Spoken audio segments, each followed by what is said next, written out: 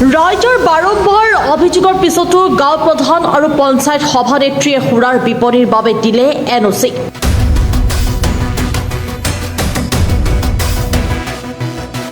মহানগৰীৰ পাৰ্শ্বৱৰ্তী ৰাণীত সুৰাৰ বিপণীৰ অনুমতিক লৈ তীব্ৰ বিৰোধিতা ৰাজ্যৰ।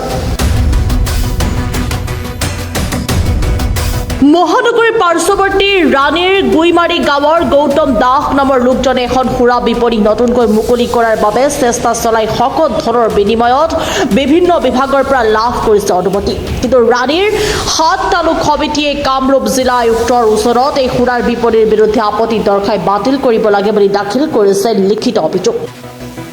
ৰাণী গাঁও পঞ্চায়তৰ সভানেত্ৰী মণিদেৱী নাথে ৰাইজৰ লগত আলোচনা কৰাটো দূৰৰে কথা, পঞ্চায়তৰ সদস্যসকলৰ লগতো কোনো ধৰণৰ আলোচনাত মিলিত নোহোৱাকৈ এই সুৰাৰ বিপণী মুকলি কৰাৰ বাবে প্ৰদান কৰিছে লিখিত অনুমতি। অভিযোগ পঞ্চায়ত সভানেত্ৰীগৰাকীয়ে সকলো ধনৰ বিনিময়ত সুৰাৰ বিপণীখনৰ স্বত্বাধিকাৰী গৌতম দাসৰ সৈতে গোপনে বুজাবুজিৰ 100 মিটাৰ নিলগত এখন বিদ্যালয় থকাৰ পিছতো কৌশলগতভাৱে অনুমতি প্ৰদান কৰিছে এনঅচি।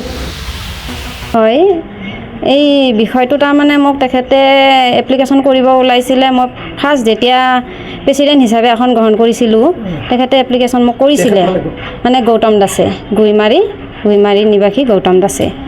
তাৰপাছত মই তেতিয়া দিয়া নাছিলোঁ বস্তুখন। তাৰপাছত তেখেতে ক'লে যে মই অফিচিয়েল হিচাপে যিখিনি ডকুমেণ্ট লাগে মই গোটেইখিনি কালেক্ট কৰি পেলাই আপোনাৰ তাত আহিম। তাৰপাছত মই কৈছোঁ ঠিকে আছে, ৰাইজৰখনলৈ লৈ আহিব, গোটেইখিনি আনিব দিলোঁ। সেই মৰ্মে তেখেতে গোটেইখিনি নথি পত্ৰ আমাৰ হাতত জমা দিলে। দিয়াৰ পিছত আমি দিবলগীয়া বাধ্য হ'লোঁ আৰু তেনেকুৱা হ'ল। গাঁও বুঢ়াই দিছে, হয় দিছে, গাঁও বুঢ়াই দিছে, এনঅচি দিছে, এনঅচি দিছোঁ। আৰু লগতে আমি লিখিও দিছোঁ যে ৰাইজৰ যদি আপত্তি আহে আমি সেইখন কেঞ্চেল কৰি দিম বুলি লিখি দিয়া হৈছে। দিছে নতুন ৰাণী বুলি আহিছে, মই সেইখন চাব লাগিব আমাৰ ফাইলত। তেনেকৈ ৱাইন শ্বপখন বৰুৱা চকত হ'ব, ৰাণী কপিলী বৰুৱা চকত হ'ব। ইফালে পঞ্চায়ত সভানেত্ৰীগৰাকীয়ে অতি কৌশলপূৰ্ণভাৱে সকলো অনুমতি প্ৰদান কৰিছে বাবে ময়ো কৰিছোঁ। ৰাণীৰ অলিয়ে গলিয়ে হোটেল ধাবা সকলোতে মুকলিভাৱে সুৰা প্ৰচলন হৈ আছে ইত্যাদি ধৰণৰ মন্তব্য কৰি ৰোষত পৰিছে সচেতন ৰাইজৰ। ৰাণী ধাবাবিলাকত মদ চলে বুলি ক'লে প্ৰেচিডেণ্ট হিচাপে আপোনাৰ দায়িত্ব নাই নেকি?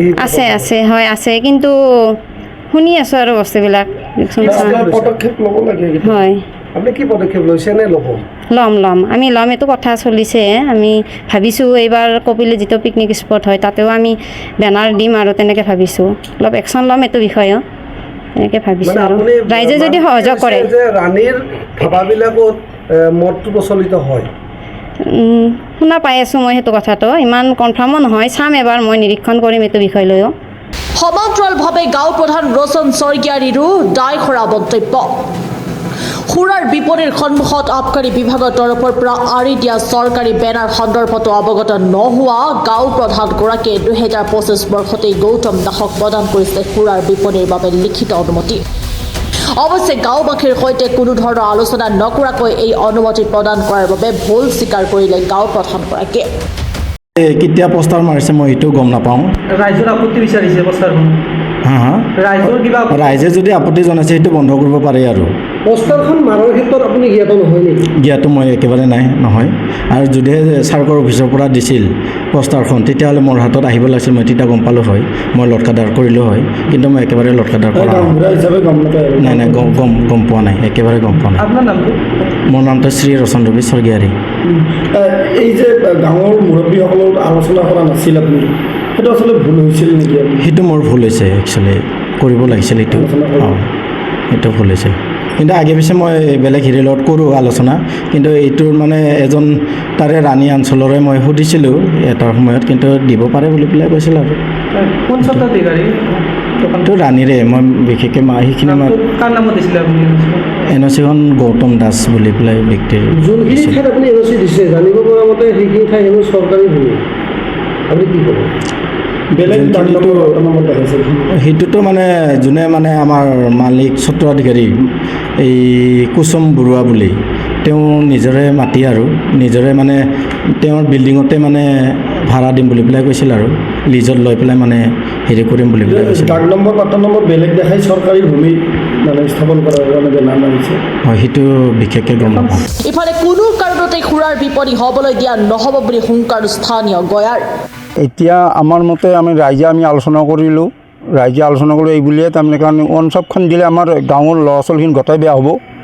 2 নম্বৰ গাঁৱৰ সন্মুখত হয় আৰু 2 নম্বৰ কথা হ'ল কি স্কুলখন কাষতে এখন আমাৰ কলাগুৰু বুলি স্কুল আছে, স্কুলখন কাষতে আছে।